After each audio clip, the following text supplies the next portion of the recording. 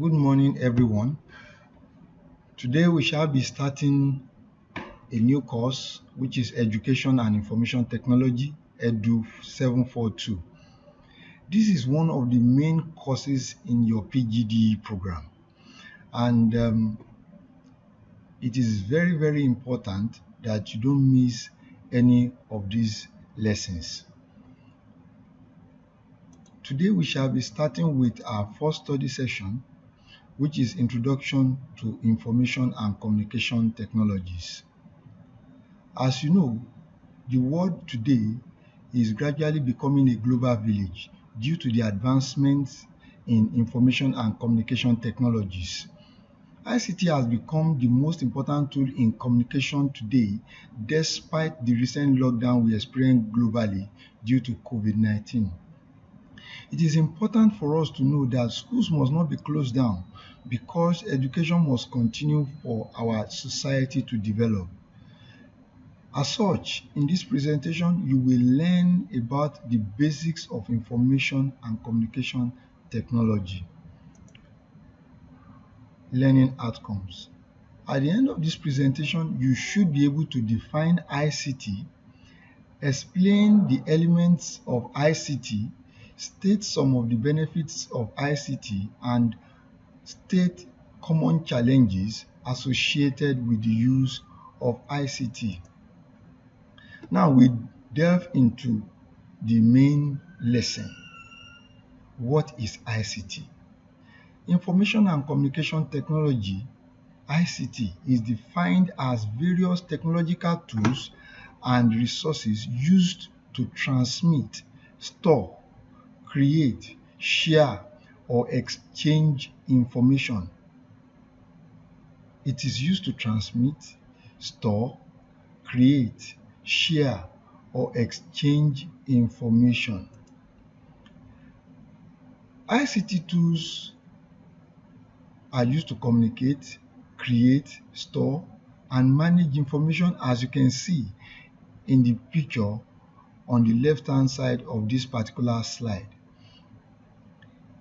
You see a facilitator there instructing some pupils, and they are doing some things on the computer system. We have other technological tools and resources aside from these computers. They include the internet. The internet involves the use of websites, blogs, and emails. We also have live broadcasting, which is another technological tool that is used. Live broadcasting involves the use of radio, television, and webcasting. Also, we have recorded broadcasting.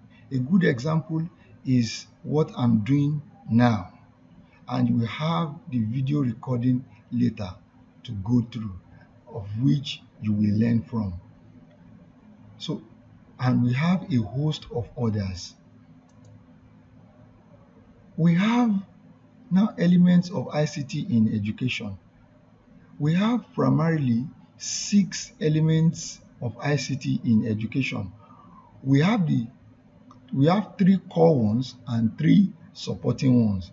The 3 core ones are indicated in gray boxes, which are the facilitators, the learners, and the curriculum, while the supporting ones are in red boxes: educational information services, educational policies, and infrastructure. The teacher understands the characteristics of ICT and facilitates learning activity, while the learner uses information resources with a critical and collaborative manner, with other people. The curriculum provides the national standardized educational object, content, and assessment with the use of ICT. The supporting ones, which are the educational policy, provides the various laws, budget, institution for fostering ICT in education. Education information service provide a network service system for helping communication between the facilitator and learner, and assist in the utilization of educational content. And finally, the infrastructure are the computers, the facilities, computer facilities, and all other resources that are used in the teaching learning process. What are the benefits of ICT? Broadly speaking, the benefits of ICT can be categorized into three: to the individual, to the society, and to education, which is most important to us in this course. To the individual, it helps in the development of new and innovative ways to interact. It also helps to complete tasks easily and accurately. It helps us to complete our tasks effectively and efficiently. The use of technology makes our activities to be done at a faster rate, and it reduces the chances of making errors. And to the society, it enhances the technology literacy of its users and thus develop the society. It provides faster access to information and aggravates discrepancies between the richly informed and the poorly informed, which means that it closes the gap between those that are living in urban areas and rural areas like villages. So you might be living in a remote area and still have access to quality education that can be obtained in the city, as well as interact with the same system that you have in the city. And to education, it makes the learning more learner-centered. Learners are actively involved in this process. It provides more information about the subject matter, and these informations are readily available through various channels of ICT. Then learners are motivated because it is easy and colorful and self-explanatory, very easy to understand. The resources that we channel through ICT in learning are very, very easy to understand. It contains pictures, it contains video illustrations that makes it very, very easy for the learner to comprehend. It also aids better content delivery. As beneficial as ICT is to education, it comes with its challenges.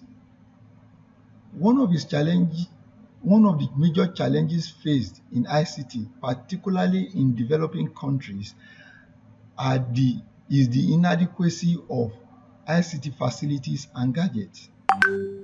Also, inadequate qualified facilitators also affect the effective use of ICT. Number three, inadequate educational resources and content also plague the effective use of ICT gadgets. We also have sustainability issues as well as ineffective education reform.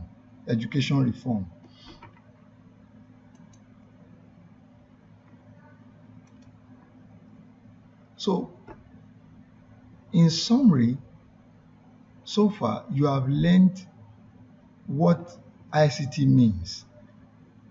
We said ICT are tools that are used to communicate, create, disseminate, store, and manage information. And we also stated the core elements of ICT in education. We said this includes the facilitators, learners, curriculum, infrastructure, educational policy, and educational information services. Also, we discussed the main benefits of ICT in education. We said it makes learning process more learner-centered. It provides more information about the subject matter and makes information easily accessible. We clearly stated that learners are motivated because it is easy, colorful, and self-explanatory, and it aids better content delivery. So, but before we conclude the lesson, finally, here are some self-assessment questions that you can use to evaluate yourself and submit on our online platform. We have SAQ 1.1, which is what is information and communication technology. You are required also to list the element of ICT, state 5 benefits of ICT in education, and list 3 challenges of ICT in education. All these, like I said, you are expected to submit your responses on our LMS platform online. Till we meet in our next presentation, it is expected of you to go through your study section 2 in your module, and there we'll be discussing the roles of ICT in education in greater detail. Thank you very much.